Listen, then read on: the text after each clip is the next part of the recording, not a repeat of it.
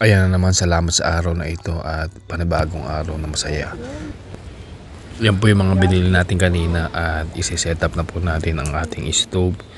At ready na po tayong magluto muna ng kape para po pampagana sa umaga.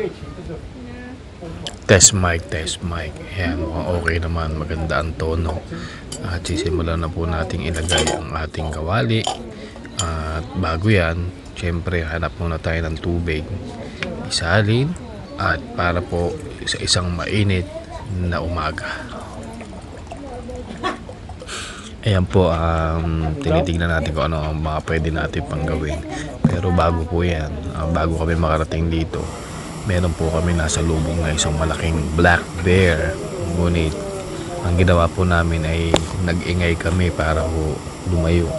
Pero pag nakaka-encounter po kayo ng mga ganyang black bear or mga wild, lalo na may mga cub na kasama, tumakbo na ho kayo sa abot ng iyong makakaya dahil po napaka-delikado po ng pagkakataong ganun. Kaya ayan po, naghubad na ako dyan kasi nga medyo magandang weather at mainit. Nagre-ready na po tayo ng kung anong kailangan iluto. Yan, mga isda, barbecue, at syempre ang portable na ihawan.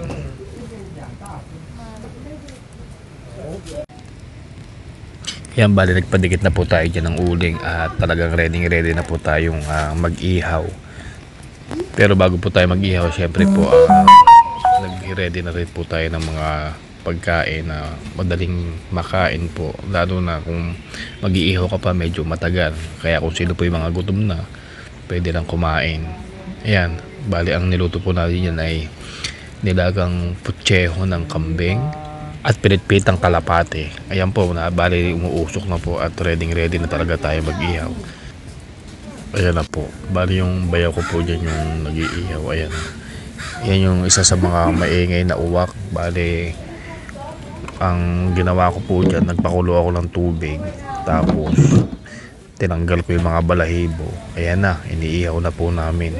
Malinamdam daw ang uwak, sa totoo lang. Kaya talagang pinagsikapan kong mahuli yung uwak na yan.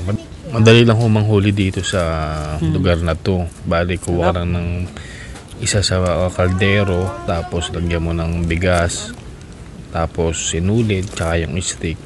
Once na pumasok na yung uwak, hilahin mo, ayun, huli. Yan o, yung talong o. Yung magandang kombinasyon yan sa ihaw. Ayan o, ang daldal ng anak ko, tuwang-tuwa kasi siya. Akala niya wala kaming kakainin eh. Actually, ang nadala ko lang talaga talong.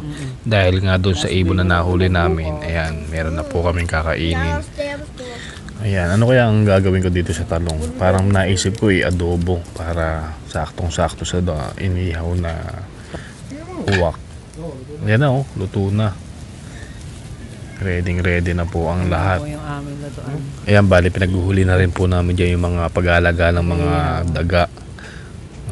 Talaga nga namang ready na. Actually, inihaw ko na lang din yung talong, no? Kasi nga tinamad na rin ako, nalimutan ko rin pati yung toyo. Kaya pinaka the best, puro ihaw na lang ang gawin natin. Ayan. Oops! Teka lang. Pati hindi kaya tayo mag-relax muna. Ayan. Para, alam mo na, sa magandang panahon kagaya nito, masarap yung may kape. Ayan. Relax muna. At yan, isip-isip muna kung ano ang ating mga susunod na hakbang para sa susunod na araw. Everyday talaga, alam nyo na, mahirap mag-isip ng lulutuin, tapos kung ano ang dapat gawin, bayarin, at marami pang iba. Kaya ito na lang talaga ang the best sa ngayon. Sama-sama tayong pamilya, maging masaya, at gumawa ng way upang magbanding tayo, no? Parang everyday is a birthday. Yan na, luto na po lahat. Grabe, talagang ready na po ang lahat. Oops, yan, bagong huli din po yan, yung pampano, naligaw dyan sa lugar na yan. Kaya talagang sinuswerte po kami ngayong araw na to, napaka-bless. Ang ganda ng weather, ayan, maliwalas, at Nakita nyo naman, ang ganda dito. Talaga nga namang malapit nang maluto ang ating pinakahihintay, ang kumain. Yun ang pinaka the best, yung kumain, no. Bali, ayan na, nire-ready na po natin ang lahat at handang-handa na pong sumubo. Ang sarap niyan. Ayan na, mukbang time. Naghahanap na ako ng soup. Masarap yung lechip lang. Ayan. Ha? Unang subo, mga kalakbay. Ito na. Okay, enjoy natin ang ating araw, mga kaibigan. Kung sino pa po ang hindi pa miyembro ng Lakbay TV, Kaloy Lakbay TV, please subscribe po tayo. At laging tandaan, ang buhay ay nag-iisa lamang. Ayan na, oh.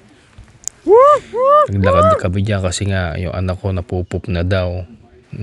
Kaya naghahanap tayo dyan ng maganda-gandang mapopwestuhan. Talaga nga naman napakaganda sa lugar na to. Sabi ko na lang sa anak ko, basta dahan-dahan lang at walang makakakita sa atin, safe. Ayan, hanap tayo ng magandang pwesto dyan, doon, kaya sa banda sa taas doon. Ayan, sa dako roon, maganda-ganda rin ang pwesto doon, hindi ganong maraming mosquito, kaya walang kakagat sa puwet mo. Ayan na. Oops, tapos na yan. Actually, nahugasan ko na yan. Napunasan ko na po yan ng dahon ng kalachuchi. Ayan na po tayo. Babalik na po tayo sa ating home base. Kung sino pa po ang hindi subscriber po ng channel na to, please subscribe. Kaloy Lakbay TV. Stay healthy and happy, guys. Tandaan, ang buhay ay nag-iisa lamang. See you on my next video, guys, and thank you for watching. I can't Bye. see that one.